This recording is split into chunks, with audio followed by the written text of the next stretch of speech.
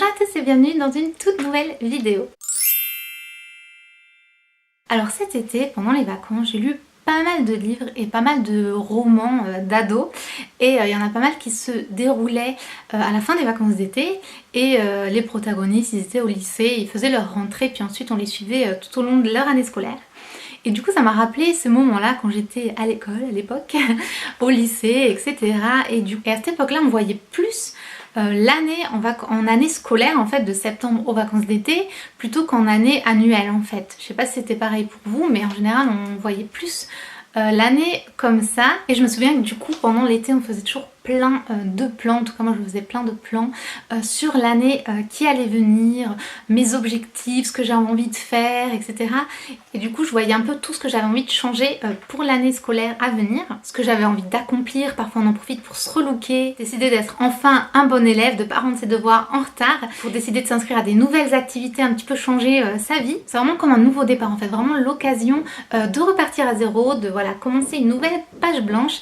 Et c'est un petit peu le concept de recréer sa vie. Je vous mets la vidéo d'intro et tous les articles correspondants dans la barre d'informations si vous voulez savoir de quoi je parle. Et donc même si moi je suis plus lycéenne ou même étudiante et que je travaille même cet été, l'été c'est quand même souvent beaucoup plus cool, c'est quand même en été en général on a des vacances, c'est quand même plus calme, plus détendu, il fait beau, c'est beaucoup plus facile pour se mettre au sport, c'est plus facile pour se lever tôt, c'est plus facile aussi pour mieux manger. C'est aussi le moment parfait pour se détendre, on culpabilise pas du tout de profiter du moment, des apéros en terrasse, etc. Du coup je trouve que c'est vraiment le moment idéal pour repartir un peu sur le bon pied et commencer à prendre des nouvelles habitudes de vie qui vont être du coup beaucoup plus faciles de se créer en été, puisque comme je vous disais tout est un peu plus simple en été. Et une fois que vos habitudes seront ancrées, parce qu'il faut seulement 21 jours pour vraiment qu'une nouvelle activité devienne une habitude, et du coup vous allez attaquer septembre et passer l'automne et l'hiver avec les habitudes qui seront déjà ancrées parce que vous les aurez tout simplement immiscées dans votre vie durant l'été tout en douceur. Et je trouve que c'est aussi la période idéale pour faire un petit peu le bilan parce qu'on se retrouve un peu au milieu de l'année et faire un peu le bilan si jamais vous aviez pris des résolutions en janvier, voir où vous en êtes parce qu'il n'est pas trop tard pour continuer, vous relancer, vous remettre un petit coup de boost pour pouvoir bien finir l'année, être fière de vous en décembre. Donc le but, bien sûr, c'est pas de s'inventer une vie toute nouvelle et essayer de s'y tenir avec des objectifs qui vous correspondent en fait pas du tout. Vous allez vous y tenir quoi 2 semaines max. Le but, c'est tout simplement de faire des petits changements pour vous rendre la vie plus facile. Et ça se trouve, vous vous dites, bah en fait ma vie elle est déjà très bien telle qu'elle. Par contre, c'est vrai que j'aimerais faire un peu plus de ci, un peu moins de ça et faire juste des tout petits changements, profiter un peu plus de votre famille, manger mieux, être mieux organisé et vous avez juste des petites choses à changer dans votre quotidien pour mener une vie encore mieux que maintenant. Parfois on a cette idée, on pense que tout ira mieux quand nos situations seront différentes. On pense que tout ira mieux si jamais je trouve un conjoint, si jamais j'ai enfin une grande maison, tout ira mieux quand j'aurai mon appart, tout ira mieux quand j'aurai perdu du poids.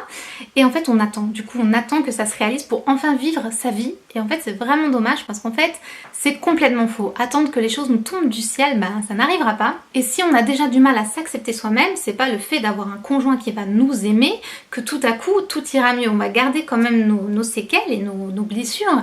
Et au final, le conjoint il aura peut-être lui-même aussi des blessures et ça va vous créer 2 fois plus de problèmes que vous aviez avant. Donc ça va pas être la solution. La solution c'est de s'aimer soi-même et c'est de faire un travail sur soi-même avant et d'aimer sa propre situation même si elle n'est pas parfaite parce qu'au fond bah, rien n'est jamais parfait dans la vie hein, malheureusement.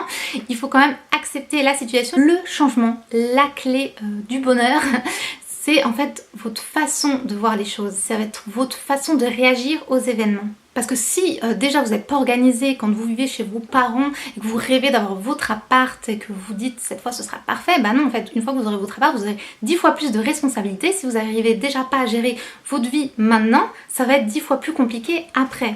Donc le changement c'est maintenant et il vient de vous. Vous êtes votre meilleur ami, il n'y a pas un prince charmant, une fée magicienne qui va venir vous rendre votre vie parfaite. Tout ça, ça doit venir de vous et vous êtes responsable de vos choix, de vos actions. Ok, il y a des événements extérieurs où on n'a pas trop de poids dessus, mais là vous avez le poids, c'est comment vous réagissez, quels sont vos choix et votre façon de réagir face à ça.